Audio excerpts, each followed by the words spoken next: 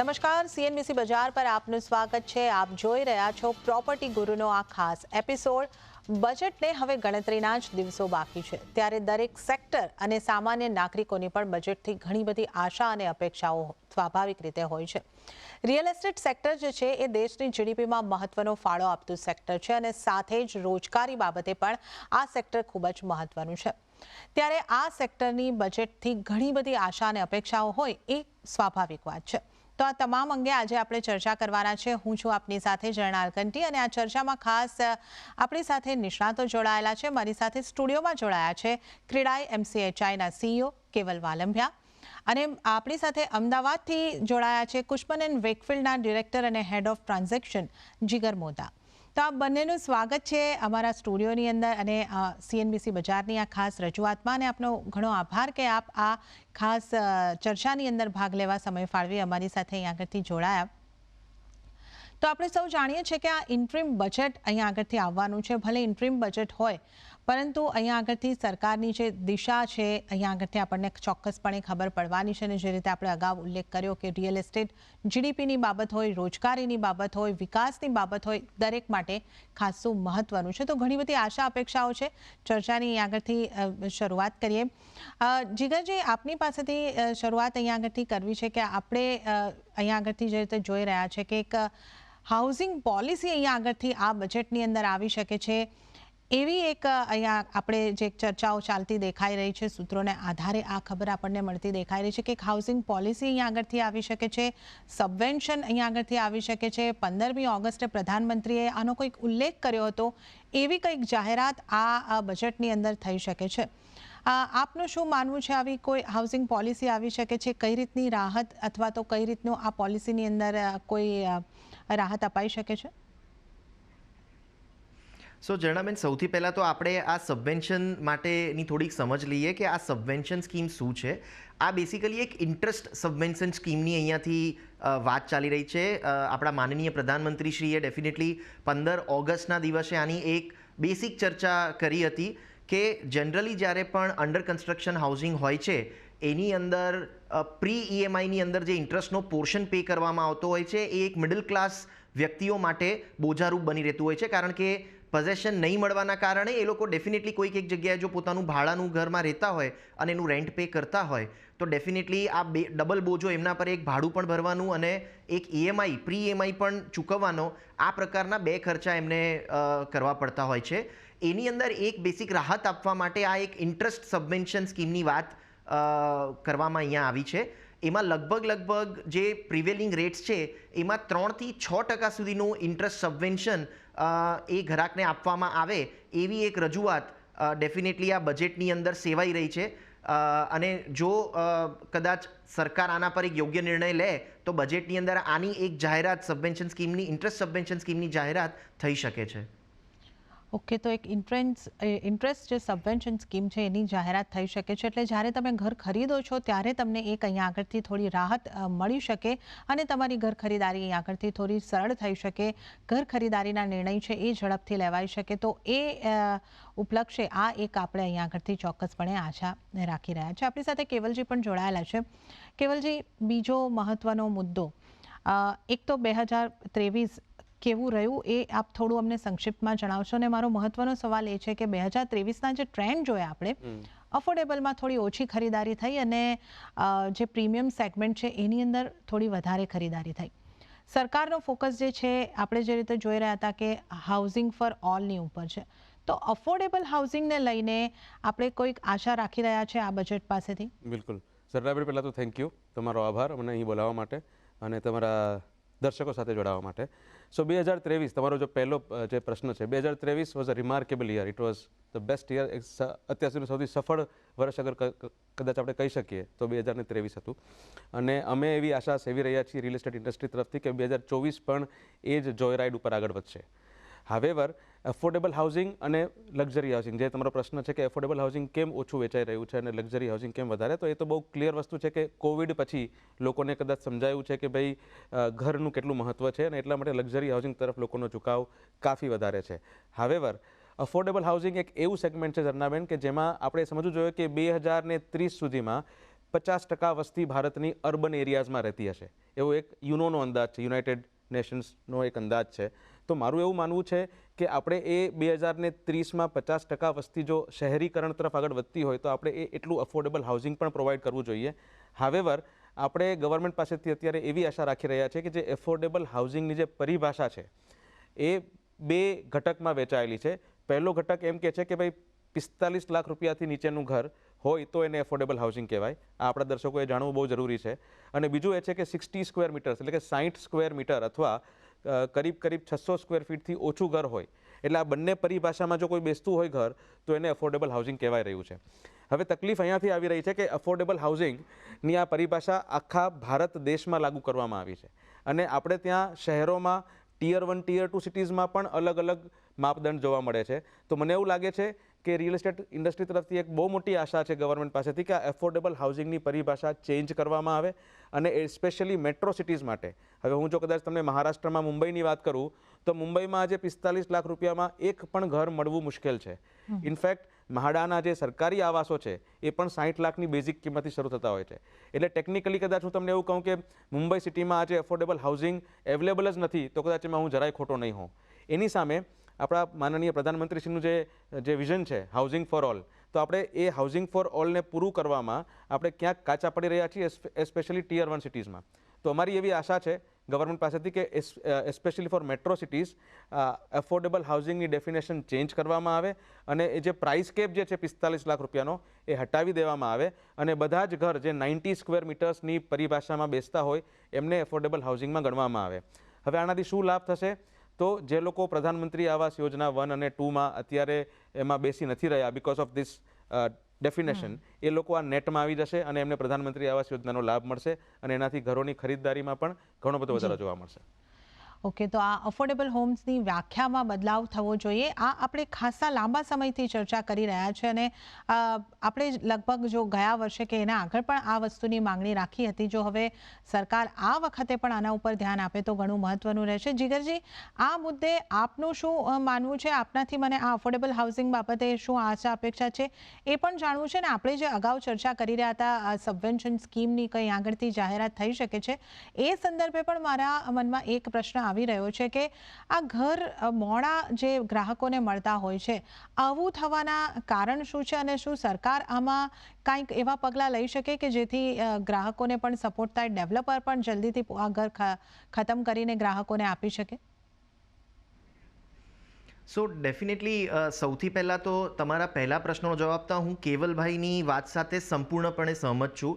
Affordable હાઉસિંગની વ્યાખ્યાની change માટે ઘણા સમયથી રજૂઆત થઈ છે પણ એના ઉપર બહુ લાંબા પગલાં નથી લેવાયા. આપણે જ્યારે અમાઉન્ટની વાત કરીએ છીએ, ડેફિનેટલી ગુજરાતની અંદર ગયા બજેટની અંદર 90 સ્ક્વેર મીટર સુધીના જે અફોર્ડેબલ હાઉસિંગની વ્યાખ્યા હતી એને ડેફિનેટલી સ્ક્વેર મીટર પ્રમાણે વધારવામાં આવી, પરંતુ જ્યાં અમાઉન્ટની વાત કરીએ છીએ ત્યાં હજી પણ એ 45 લાખના બ્રેકેટ સુધી સીમિત રાખવામાં આવી છે. સો ડેફિનેટલી આપણે ટાયર 1 સિટીની જો વાત કરીએ તો એ વ્યાખ્યા એ અમાઉન્ટની અંદર જેમ કેવલભાઈએ જણાવ્યું કદાચ અફોર્ડેબલ હાઉસનું કોઈ ઘર મળવું જ મુશ્કેલ છે.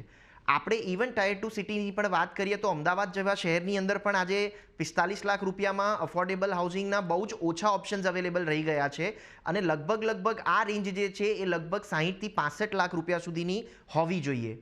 કદાચ આપણે મુંબઈ જેવા મહાનગરોની અથવા બીજા મેટ્રોઝની વાત કરીએ તો એ વ્યાખ્યાની અંદર લગભગ આ 85 લાખ રૂપિયા સુધીનું એક કેપ આપવું જોઈએ જે અફોર્ડેબલ હાઉસિંગની વ્યાખ્યાની અંદર આવતું હોય અને તો જ ડેફિનેટલી એક સારી ક્વોલિટીના ઘર ડિલિવર થઈ શકશે. આપના બીજા પ્રશ્નનો જો હું ઉત્તર આપું તો નોર્મલી સૌથી મોટી જે દુવિધા ડેવલપર્સ માટે થતી હોય છે એ હોય છે અપ્રુવલની. સો ડેફિનેટલી એક સિંગલ વિન્ડો ક્લિયરન્સની અહીંયાથી એક એક્સપેક્ટેશન બની રહી છે. સો સિંગલ વિન્ડો ક્લિયરન્સની જો આપણે વાત કરીએ તો આજની તારીખે કોઈ પણ પ્રોજેક્ટને જ્યારે આપણે આકાર આપતા હોઈએ ત્યારે લગભગ 30 જેટલા નાના મોટા લોકલ તેમજ સેન્ટ્રલ ગવર્મેન્ટના અપ્રુવલ્સની જરૂરિયાત પડતી હોય છે એક પ્રોજેક્ટને પૂર્ણ કરવા માટે. જો આ દરેક અપ્રુવલ એક સિંગલ વિન્ડો ક્લિયરન્સ થકી શોર્ટ ટાઈમમાં આપવામાં આવે તો ડેફિનેટલી એ જે પ્રોજેક્ટ ડિલિવરન્સની ટાઈમલાઇન્સ છે એમાં ખાસો એવો ઘટાડો થઈ શકે છે. સો ડેફિનેટલી એક સિંગલ વિન્ડો ક્લિયરન્સની પણ એક માંગણી ઘણા સમયથી જે સરકાર સાઈડથી પેન્ડિંગ હતી એ પણ આ બજેટની અંદર કદાચ ફલિત થતી આપણે જોઈ શકીશું. ઓકે, તો આ એક સિંગલ વિન્ડો ક્લિયરન્સ જો અહીંયા આગળથી કરવામાં આવે તો અલગ અલગ અપ્રુવલ લેવામાં જે સમય જાય છે એની જગ્યાએ ઘણું ઝડપી અહીંયા આગળથી બની શકે છે અને આ રીતે પણ એક જે ઘર જલ્દી બનશે, ગ્રાહકોને જલ્દી સોંપાશે. તો જે આપણે મોટી રાહતની અહીંયા આગળથી આપણે માંગ કરી રહ્યા છે કે જ્યારે પહેલું ઘર ખરીદવું હોય ત્યારે આપ ઓલરેડી એક ભાડું ચૂકવતા હો છો અને આપના ઈએમઆઈ શરૂ થતા હોય છે, ડબલ ખર્ચ ગ્રાહકની ઉપર આવે છે. તો આ એક મહત્વનું પરિબળ બનતું દેખાઈ શકે છે. અને જે અહીંયા આગળથી આપણે અગાઉ પણ ડિસ્કશન કર્યું કે અફોર્ડેબલ ની જો વ્યાખ્યા જે છે એની અંદર બદલવામાં આવે, બદલાવ કરવામાં આવે, થોડી મોટી કરવામાં આવે અથવા તો આ કેપને અહીંયા આગળથી હટાવવામાં આવે અને માત્ર સાઇઝ ઉપર અફોર્ડેબલની વ્યાખ્યા કરવામાં આવે તો ઘણા બધા એવા લોકો છે એમને એમનું પહેલું ઘર ખરીદવામાં એ પીમે યોજના અંતર્ગત પણ આવી શકે છે. આ તમામ લાભો પણ મળી શકે છે. બીજો એક મુદ્દો જે આપણે ખાસ કરીને બજેટથી આશા રાખતા હોઈએ છીએ કે ટેક્સમાં કોઈ રાહત આપવામાં આવે જે ઘર ખરીદારીને બૂસ્ટ કરી શકે. અમુક રાહતો આપણે જોઈ હતી કે બીજા ઘર પર એમ જે રાહત હતી એ ખસેડવામાં આવી હતી. આ ક્ષેત્રમાં આપની કોઈ માંગણી છે અથવા અન્ય કોઈ મુદ્દો જે આપ આ બજેટ પાસેથી આશા અપેક્ષા રાખી રહ્યા છો?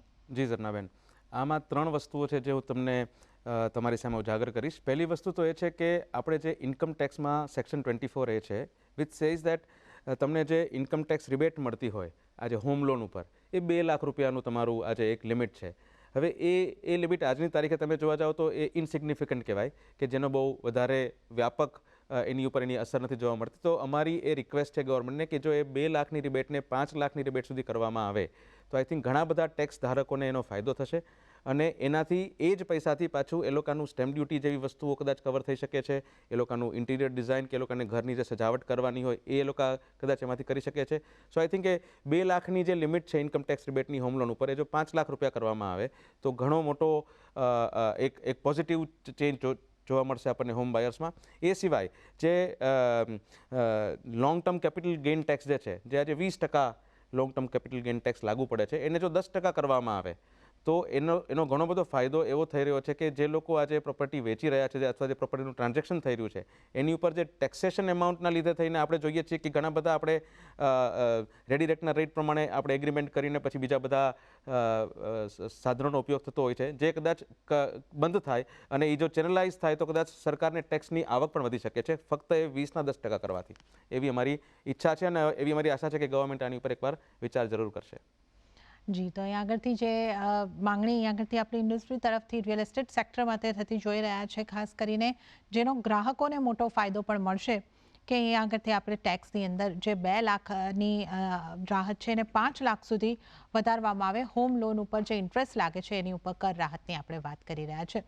જીગરજી, આ મુદ્દા અંગે આપણે પણ અગાઉ પણ ચર્ચા કરી છે. આ અંગે આપની પણ આવી કઈ અપેક્ષા બની રહી છે? Long term capital gain tax હોય કે આ જે હોમ લોન ઉપર જે ટેક્સ હોમ લોન ઉપર જે વ્યાજદર લાગે છે એના ઉપર જે રાહતની વાત હોય, આપ કઈ રીતની આગળથી આ બજેટ પાસેથી આશા રાખી રહ્યા છો? ના, ડેફિનેટલી કેવલભાઈની વાતથી હું સંપૂર્ણપણે સહમત છું. આ જો લિમિટ વધારવામાં આવે તો હોમ બાયર્સનો એક બહોળો વર્ગ ખરીદી તરફ આગળ વધી શકે છે કારણ કે ઇન્ટરેસ્ટ રેટ જે આપણે કોવિડ ફેઝની અંદર જોયા છે લગભગ 6.5-7%, which was the lowest one in the history of the country. હવે એ ડેફિનેટલી ઇન્ટરેસ્ટ રેટથી જે પ્રમાણે ઇન્ટરેસ્ટ રેટમાં વધારો થયો છે અને એના સંદર્ભમાં જ્યાં કોઈ ટેક્સ બેનિફિટ પણ નથી મળતો તો ડેફિનેટલી કોઈ પણ ઘર અપગ્રેડ કરવાની જ્યાં થોટ પ્રોસેસ છે એની માટે એક સેકન્ડ થોટ જેને કહી શકાય લોકોના મનમાં ચોક્કસપણે આવે. એટલે ડેફિનેટલી આ એક જે લિમિટ 2 લાખની છે એને 5 લાખ સુધી ચોક્કસપણે કરવી જોઈએ. એનાથી બહુ જ મોટો વર્ગ એક જે છે ઘર લેવા માટે પ્રેરાશે અને હાઉસિંગ ફોર ઓલનું જો એક સ્વપ્ન છે આદરણીય પ્રધાનમંત્રીશ્રીનું એ પૂર્ણ થઈ શકશે. એના સિવાય આપણે જો સ્ટેમ્પ ડ્યુટીની વાત કરીએ, સ્ટેમ્પ ડ્યુટી રજિસ્ટ્રેશન માટે ઘણા સમયથી આ એક રજૂઆત રિયલ એસ્ટેટ સેક્ટર તરફથી કરવામાં આવી હતી કે સ્ટેમ્પ ડ્યુટી રજિસ્ટ્રેશનના જે ચાર્જિસ છે લગભગ આખા દેશભરમાં લગભગ 5% અથવા એના કરતાં વધુ છે. આ સ્ટેમ્પ ડ્યુટી અને રજિસ્ટ્રેશનના ચાર્જિસ લગભગ જો 2-3% દરમાં લાવવામાં આવે તો પણ એક સારો એવો માતબર ફાયદો એન્ડ યુઝરને મળી શકે છે અને આના કારણે જેમ કેવલભાઈએ જણાવ્યું કે એ એડિશનલ સેવિંગ જે છે એ પોતાના ઘરના રખરખાવની અંદર એક એન્ડ યુઝર યુઝ કરી શકે છે અને એના કારણે ડેફિનેટલી ઇકોનોમીને પણ એક ઘણો મોટો ફાયદો થશે, ઘણું બધું જોબ ક્રિએશન પણ થશે. સો આ 2 મુદ્દાઓને જો ધ્યાનમાં રાખીને એક સારી એવી નીતિ સરકાર બનાવે તો એનો બહુ મોટો ફાયદો રિયલ એસ્ટેટ સેક્ટરને મળી શકે છે. કેવલભાઈ, સ્ટેમ્પ ડ્યુટીની રાહત અને જે કોવિડ દરમિયાન આપણે કેટલો ફાયદો મુંબઈને મળ્યો હતો એ બધાની ચર્ચા આપણે અગાઉના શોમાં પણ કરી હતી. આ બાબતે આપની પણ કોઈ ખાસ આ બજેટ પાસેથી આશા અપેક્ષા છે કે સ્ટેમ્પ ડ્યુટીની રાહત જો આપવામાં આવે તો કેટલો ફાયદો થઈ શકે? રાઈટ. સરનાબેન, તમારા માધ્યમથી હું કદાચ ગવર્મેન્ટને એક નમ્ર વિનંતી કરી શકું છું અને એક ઢંઢોળી શકું છું કદાચ, કે આપણે થોડાક પાછળના ફિગર્સ ઉપર નજર નાખીએ તો જનરલી સરકારનો એવો અભિપ્રાય હોય છે કે ભાઈ હું સ્ટેમ્પ ડ્યુટીમાં કદાચ જો એ કપાત થાય તો સરકારની રેવન્યુ ઉપર એની અસર પડે છે. હવે મારા માનવા મુજબ આ એક સદંતર ખોટી એક માન્યતા છે અને એ હું તમને થોડા શબ્દોથી પ્રૂવ કરીશ કે જ્યારે કોવિડ ટાઈમમાં જેમ તમે કીધું એમ જ્યારે 2 અને 3% સ્ટેમ્પ ડ્યુટી થઈ હતી ત્યારે જે સ્ટેમ્પ ડ્યુટીના જે પ્રોપર્ટી રજિસ્ટ્રેશનમાં જે વધારો થયો હતો એ અકલ્પનીય હતો. રાઈટ. અને એ જ દરમિયાન જ્યારે હું મહારાષ્ટ્રની જો વાત કરું તો મુંબઈમાં જે પ્રીમિયમ્સના દરમાં ઘટાડો કરવામાં આવ્યો હતો, 50%ની રાહત આપવામાં આવી હતી ડેવલપર્સને, જે આપણે ગવર્મેન્ટને પ્રીમિયમ્સ ભરતા હોય છે એમાં પણ. તો દર વર્ષે જે 4,000 કરોડ રૂપિયાની આવક બીએમસીને થતી હતી એ 12,000 કરોડ રૂપિયાએ પહોંચી હતી. એવી જ રીતે સ્ટેમ્પ ડ્યુટીમાં ઘટાડા થવાના લીધે જે પ્રોપર્ટીના રજિસ્ટ્રીમાં જે વધારો થયો હતો એ ખૂબ જ સરસ નોંધાયો હતો. સો મારો પોઈન્ટ એટલો છે કે સ્ટેમ્પ ડ્યુટીમાં ઘટાડો કરવાથી ચોક્કસપણે સરકારના રેવન્યુ ઉપર કોઈ જ અસર ન પડે. હાવેવર એક સામાન્ય માણસનું જે ઘર ખરીદવાનું સપનું છે એમાં સરકાર તરફથી એક બહુ મોટું યોગદાન રહેશે જો સ્ટેમ્પ ડ્યુટીમાં ઘટાડો થઈ શકે છે. અને સ્ટેમ્પ ડ્યુટીનો ઘટાડો ભલે આપણે લિમિટેડ સમય માટે કરીએ પણ એ દરમિયાન જે પ્રોપર્ટી રજિસ્ટ્રેશન થશે એ પ્રોપર્ટી રજિસ્ટ્રેશન્સમાં લોકોનું જે સેવિંગ થશે એ અકલ્પનીય હશે. નંબર 1. નંબર 2, આપણે જો સ્ટેમ્પ ડ્યુટીની વાત કરીએ તો તમે કદાચ ખબર હશે તો હવે મેટ્રો સેસ એક લાદવામાં આવ્યો છે. તો થાણે અને બીજા બધા સિટીઝમાં તમે જુઓ તો ત્યાં 7%ની સ્ટેમ્પ ડ્યુટી છે અને જ્યાં મિનિમમ ઘર 1 કરોડ રૂપિયાનું હોય. રાઈટ. એટલે હું 1 કરોડ રૂપિયાનું ઘર ખરીદતો હોઉં તો 7 લાખ રૂપિયા તો હું ફક્ત ગવર્મેન્ટને સ્ટેમ્પ ડ્યુટી ચૂકવું છું અપાર્ટ ફ્રોમ રજિસ્ટ્રેશન ચાર્જીસ.